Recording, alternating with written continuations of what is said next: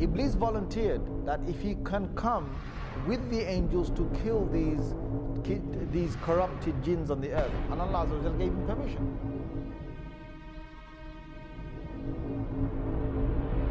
Suddenly Allah reveals to the angels and He says, I am about to make on the earth a Khalifa.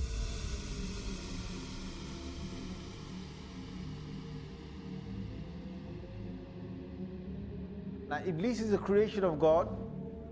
Iblis is a creation of God. Iblis is a jinn.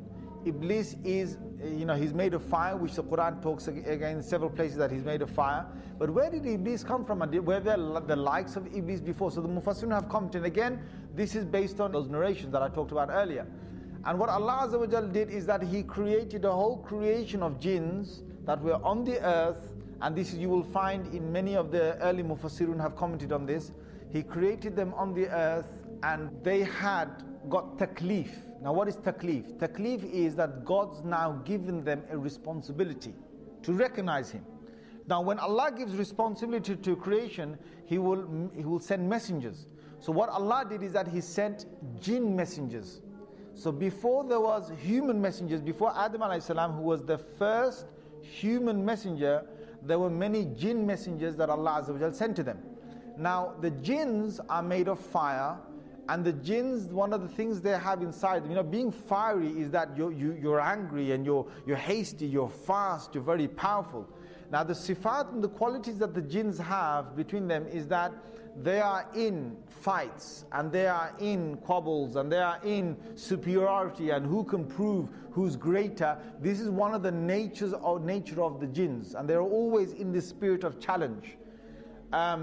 Now there are good jinns. Allah Azza wa Jal has said that in Surah Jinn itself. He's talked about two different groups of jinns, and He said the salihun, and there's those who are pious and those who are not pious. Now the ones that were on the earth were both types, and messengers came down. But the messengers in the many numbers were killed by the jinns on the earth. And there was great corruption that prevailed on the earth. There was great corruption that prevailed on the earth. Now there was one notable jinn that was very pious. Iblis, being who he was a good jinn, and he started to worship God to the extent, because jinns could fly, and jinns could go through many of the heavens. They could go up and down. They didn't have to stay on the earth. They could travel up. It was only when Rasulullah sallallahu alaihi wasallam came that they were trapped within this first universe. This is clear from the Quran. This is in Surah Safat you will find this. In Surah Jinn you will find this. That Allah did not allow them to go beyond the first heaven, or the first heaven meaning the end of this universe. They can't go past that after Rasulullah sallallahu alaihi wasallam became a prophet. But before that they could go above that. So what happened is that on these travels, Iblis proved himself that he was so close to God. And Allah Azza wa Jal then allowed him to get closer and closer to higher and higher basically. And they say in some of these narrations that there was no space in the heavens was left, like no large space was left in the heaven, but Iblis had gone there and he had worshipped God. So he was a very, very, very close, you could say jinn, servant jinn, however you want to put it, to God. Until then, Allah Azza wa Jal allowed him to come in the company of the malaika, of the angels. And he got the chance to be in the company of the malaika. Allah decided that He's going to send the angels down to the earth and to banish the mutamarrideen, or those jinns that had causes a lot of corruption on the earth. So this group was going to come down and they're going to kill many of these jinns that were just out of control. Iblis volunteered that if he can come with the angels to kill these corrupted jinns on the earth, and Allah Azza wa Jal gave him permission. So he came and they killed a lot of these jinns. They left only a few on the earth, and from these few again the progeny of the jinns would start. Now Iblis returns back. Now many, maybe hundreds of years, I don't know, whatever is going by, because jinns have very long lives. They don't have short lives that the human beings that, we only have 60, 70, 100 years. They have hundreds of years. Perhaps they could have a few thousands of years of living. Now you've got Iblis that has gone down there, that has banished these jinns, most of them who are corrupted on the earth, and is returned back with the angels. Now he was with the angels, but Allah makes it very clear that he was not from the malaika, he was from the jinn. Now why Allah makes that clear is because we understand that no malak or no angel can ever disobey Allah Azza wa Jal. Allah's made it in their nature not to disobey Allah, but a jinn can. So the biblical sources, they've now faltered again. They call it a fallen angel.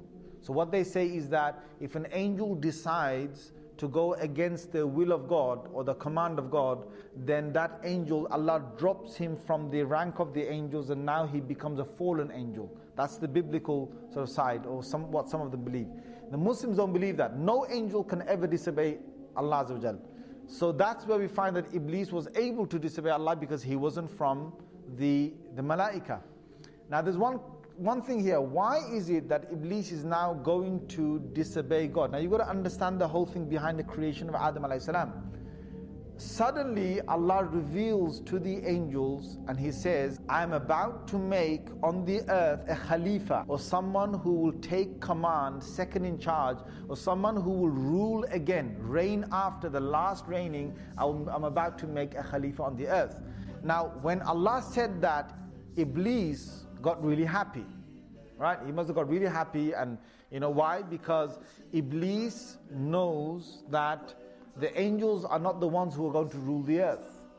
If there's anyone, there's going to be the creation from the jinns. Allah is going to now make a Khalifa perhaps from the jinns.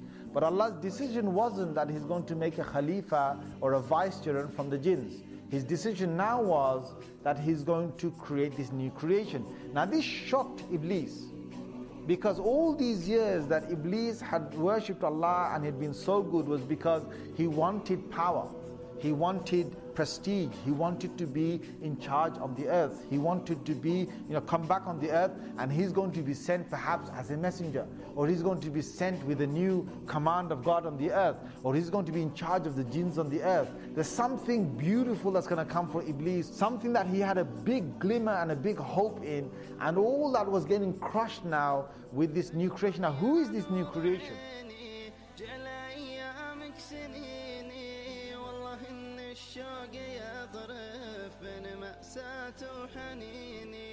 قلتها والله شاهد بأن في حبك أجاهد أدعي المولى بتكلف إن في حبك أجاهد